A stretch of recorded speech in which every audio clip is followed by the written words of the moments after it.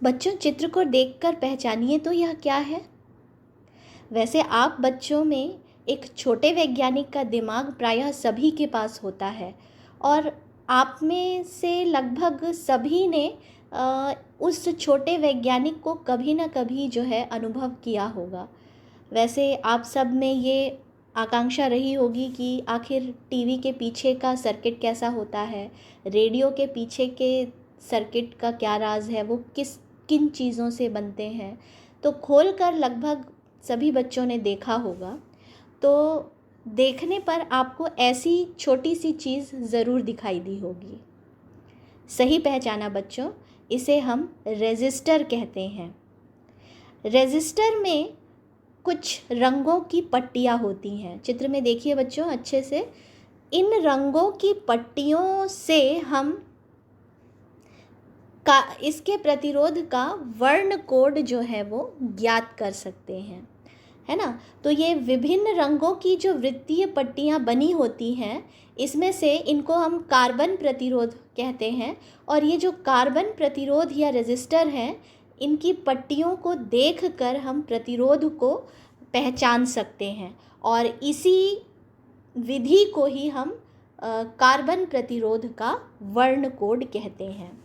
वैसे बच्चों, वर्ण कोड ज्ञात करने के लिए 2 पद्धतियाँ प्रचलित हैं। हम एक एक करके इन पद्धतियों के बारे में चर्चा करेंगे और सीखेंगे कि इन प्रतिरोधों को, कार्बन प्रतिरोधों के वर्ण कोडों को हम कैसे ज्ञात कर सकते हैं।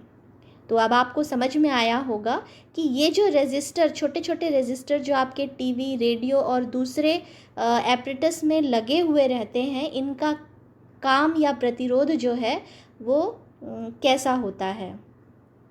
वैसे प्रत्येक रेजिस्टर के प्रतिरोध का मान भिन्न भिन्न होता है रंगों के आधार पर। तो चलिए हम इन दोनों पद्धतियों के बारे में विस्तार से चर्चा करते हैं। अब आप सोच रहे होंगे कि इन रंगों की पट्टियों को देखकर हम इस प्रतिरोध का वर्ण कोड कैसे ज्ञात कर सकते हैं। तो बहुत ही सरल विधि है, हम आसानी से इसको समझ सकते हैं। तो ध्यान से सुनिए बच्चों। सबसे पहले हम प्रथम पद्धति की चर्चा करेंगे। तो प्रथम पद्धति में सबसे पहले आपके दिमाग में ये प्रश्न कौंधा होगा कि ये जो रंगों की पट्टियाँ हैं, इनको हम बाएं से गणना शुरू करें या दाएं से गणना शुरू करें। तो इसका भी उत्तर आसान है बच्चों। जो कार्बन प्रतिरोधों में रंगों को हमेशा बाएं से दाएं और पढ़ा जाता है, ठीक है। और जो आप ध्यान से देखिए, प्रथम और द्वितीय बैंड जो हैं, प्रथम और द्वितीय बैंड यानी ए और बी बैंड जो है वो सार्थक अंकों को यानी डिजिट को व्यक्त करते हैं। जो तीसरे रंग की पट्टिका है या बैंड है सी, वो दशमलव गुणक यानी डेसिमल मल्टीप्लायर को व्यक्त करता है। और जो चौथे रंग का बैंड है यानी कि डी बैंड, वो त्रुटि सीमा को प्रतिशत में व्यक्त करता है। तो इन 4 रंगों की पट्टियों को आपको दिमाग में रखना है। पहले 2 रंगों की पट्टियाँ अंकों को, तीसरे रंग का जो बैंड है वो मल्टीप्लायर को यानी गुणांक को, और चौथे रंग का जो बैंड है वो त्रुटि सीमा को प्रतिशत में व्यक्त करता है। तो चलिए हम इन्हीं नियमों के आधार पर एक उदाहरण के तौर पर देखते हैं कि किसी प्रतिरोध में वर्ण कोड को हम या प्रतिरोध का मान हम कैसे ज्ञात कर सकते हैं। बच्चों, किसी कार्बन प्रतिरोध के वर्ण कोड को ज्ञात करने के लिए आपको एक तालिका को याद करना पड़ेगा। इस तालिका से हम भली भांति हम उसका वर्ण कोड ज्ञात कर सकते हैं। तो आप देखिए, इस तालिका में सबसे पहले कुछ रंग जो हैं वो लिखे गए हैं। उसके सामने अंक यानी डिजिट प्रदर्शित किए गए हैं 0 से लेकर 9 तक। उसके बाद उनके गुणांक यानी मल्टीप्लायर प्रदर्शित किए गए हैं जो 10 के घात 0 से लेकर 10 के घात 9 तक व्यक्त हैं। और आखिरी में त्रुटि सीमा यानी टॉलरेंस को प्रतिशत में दर्शाया गया है। टॉलरेंस जो है वो केवल 3 का होता है, यानी सुनहरे का, चांदी का और नो कलर का, नो कलर यानी कोई रंग नहीं का।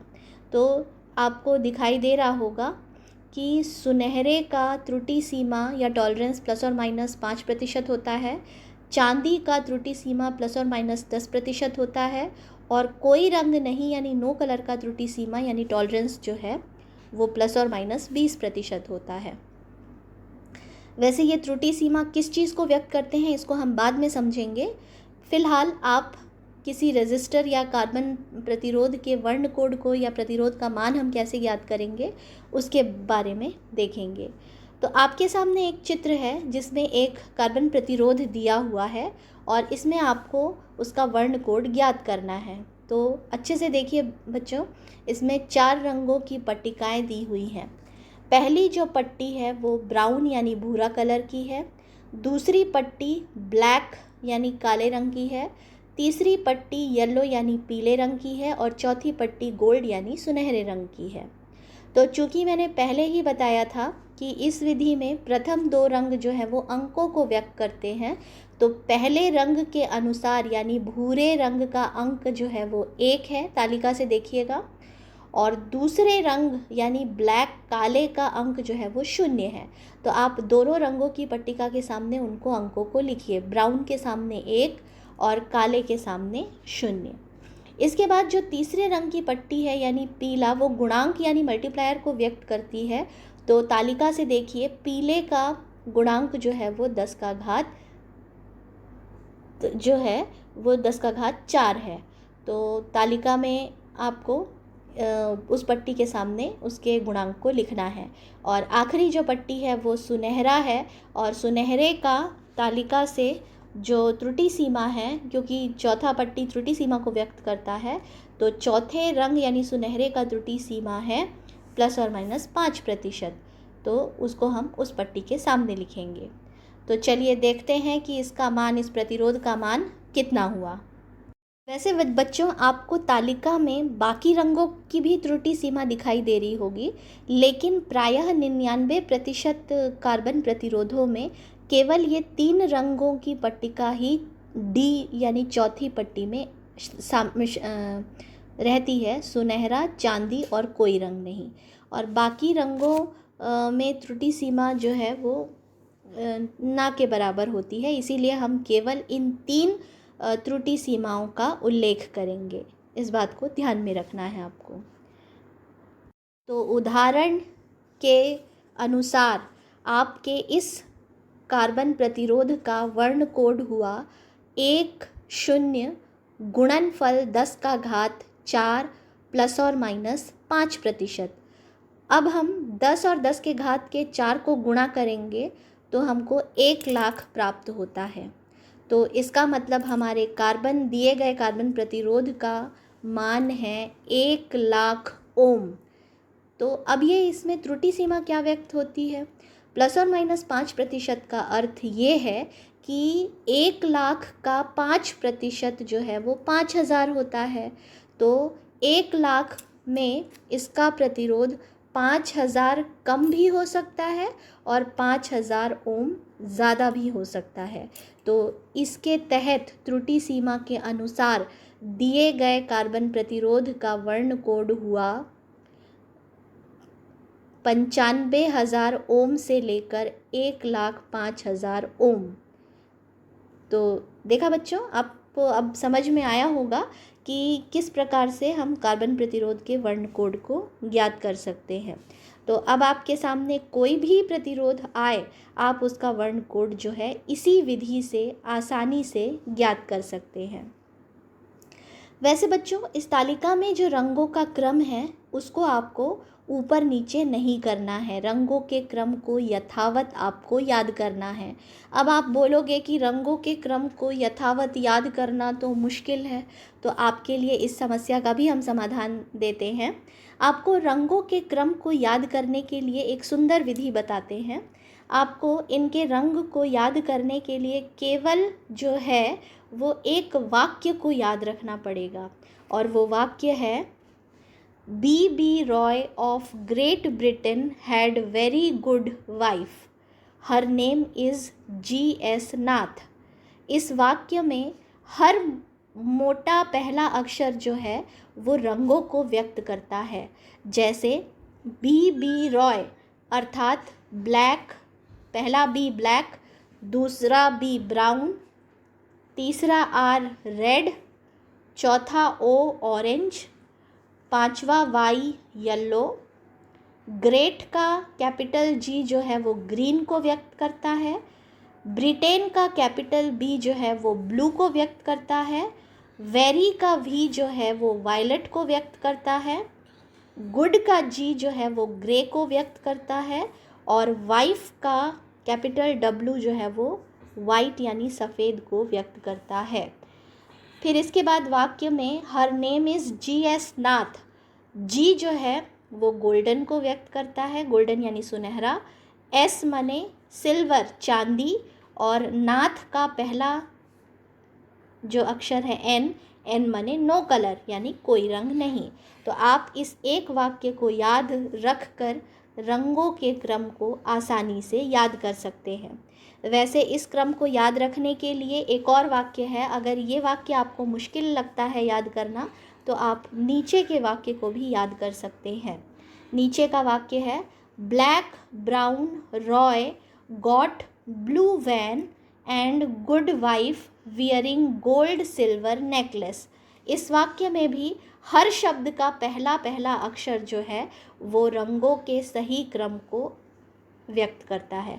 तो इस तरीके से आप रंगों के क्रम को कभी नहीं भूलेंगे। और अंकों का विभाजन तो आपने देखा है 0 से लेकर 9 तक। गुणांक यानी मल्टीप्लायर भी आपने देखा 10 के घात 0 से लेकर 10 के घात 9 को। और त्रुटि सीमा तो हमने केवल 3 की पढ़ी है, सुनहरा चांदी और कोई रंग नहीं। तो इस तरीके से आपको तालिका जो है वो दिमाग में याद रहेगा हमेशा। चलिए बच्चों, अब हम वर्ण कोड की द्वितीय पद्धति के बारे में भी थोड़ा सा चर्चा करते हैं। ये पहली पद्धति थी, अब द्वितीय पद्धति। द्वितीय पद्धति में चित्र में ध्यान से देखिए, आपको इस तरह का कार्बन प्रतिरोध भी आएगा और आपको पहचानना है कि इसका वर्ण कोड कितना है।